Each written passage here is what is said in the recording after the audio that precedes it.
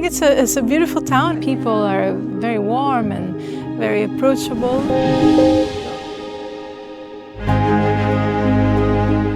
Music is it's a language that is more and more personal. It doesn't only come from the soul and the heart, but I think it should have a message. I think it allows you to bring out all these facets of your personality. It's a concentration of the feelings. It's like a really good soup. It's very concentrated, and it comes out in ways that sometimes surprise me.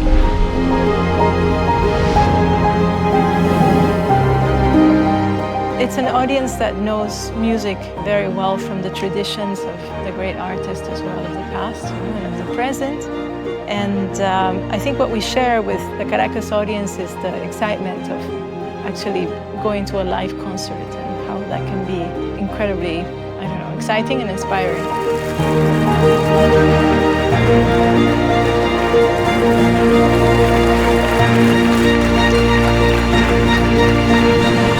This is Sounds of Oradea.